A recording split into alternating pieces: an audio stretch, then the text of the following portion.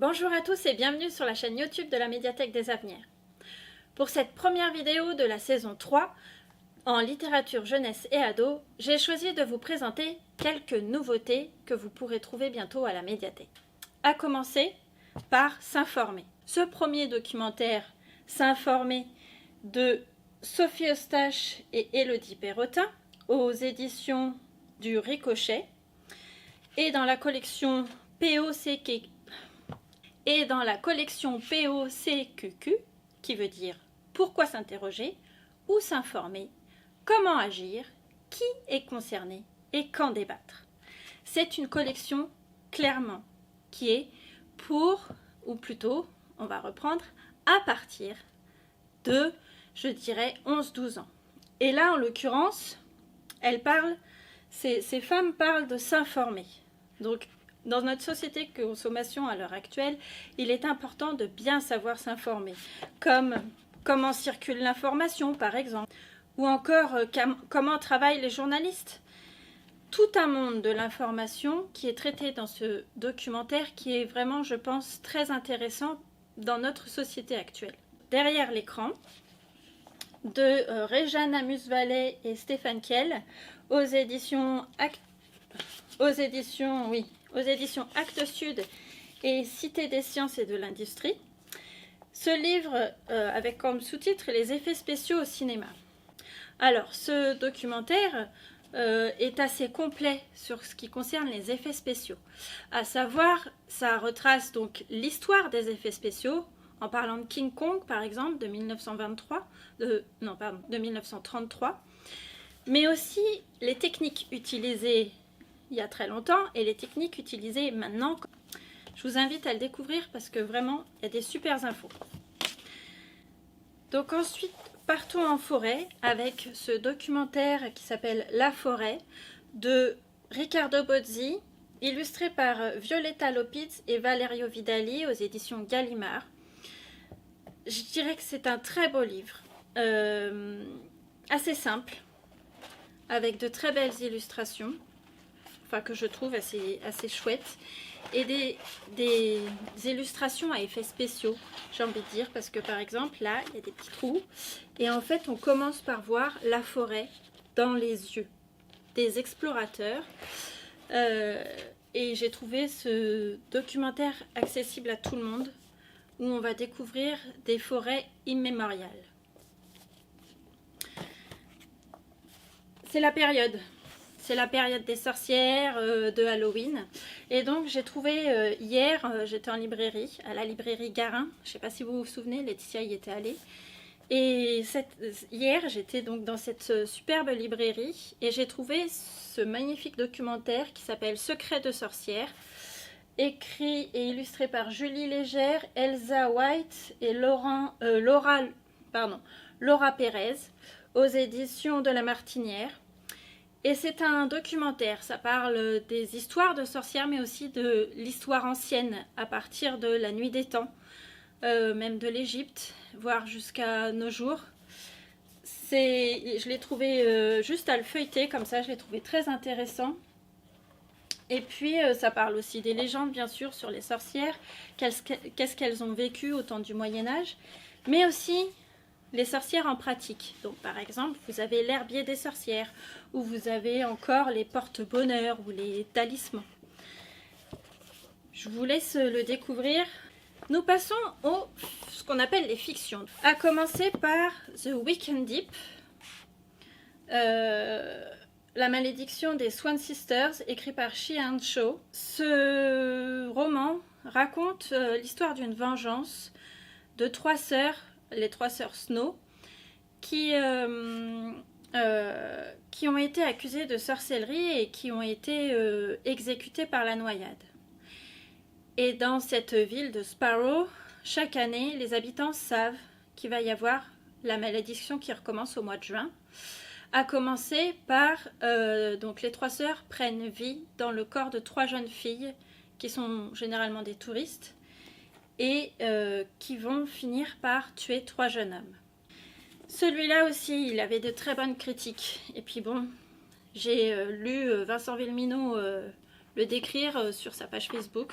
Encore une fois, ben oui, je le suis sur Facebook, comme vous avez pu l'entendre dernièrement. Et donc, son dernier roman s'appelle Ciao Bianca. Ça a été édité aux éditions Fleurus. Et Ciao Bianca raconte l'histoire de Mathieu, qui revient à l'âge de 21 ans dans sa famille.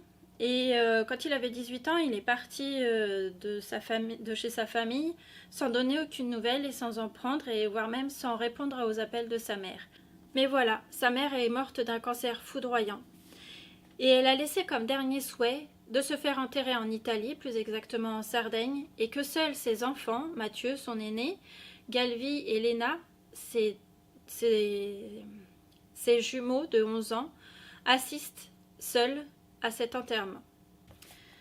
Ensuite, dans les fictions, je dirais à partir d'un peu plus jeune, plutôt 8 ans, nous avons dans la collection Flash Fiction de chez Rajo, qui est plutôt une lecture, ils disent lecture courte et accessible à tous, mais adaptée aux 10. Donc c'est avec une typographie, une police de caractère particulière pour les enfants qui ont des difficultés de lecture. J'en ai déjà lu un dans cette collection que j'ai vraiment trouvé très chouette. Je ne me rappelle plus du titre, mais c'était de Mallory Blackman. Et celui-là est de Suzy Morgenstern, un auteur qui est vraiment une auteure qui est vraiment chouette, qui est super, qui a écrit ce roman qui s'appelle Il pleut des en fait, des du coup et des voilà. Donc c'est sur les tics de langage. Et j'ai trouvé ça intéressant parce qu'on en a tous en fait des tics de langage, nous adultes, comme les enfants. Dans un deuxième petit roman à partir de 8 ans, celui-là est un roman policier dans la série Les Apprentis Détectives, dans la collection Heure Noire de chez Rajo. Et c'est le titre Le Trésor de Victor de Agnès Laroche. Donc c'est nos 3 héros qui se demandent pourquoi leur voisin Victor fait des trous dans son jardin, et ils se demandent s'il ne cherche pas un trésor. Ensuite, Clotilde Perrin, je ne sais pas si vous la connaissez, mais moi j'aime beaucoup ce qu'elle fait. Donc quand j'ai vu ce Vite Vite Vite, un album tout en longueur, comme vous pouvez le voir, avec des illustrations toujours aussi chouettes, que j'aime bien, sur notre vie quotidienne. Oui, on va toujours vite, on a toujours plein de choses à faire, on a toujours trop de choses à faire.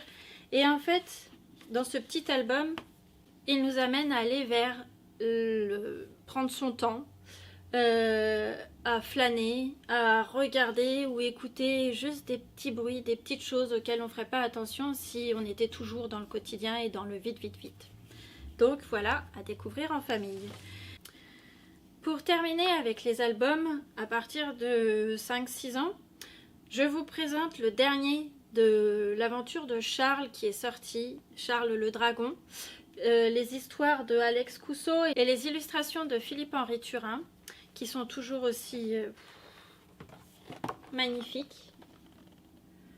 Voilà, déjà rien que la couverture, je la trouve vraiment superbe.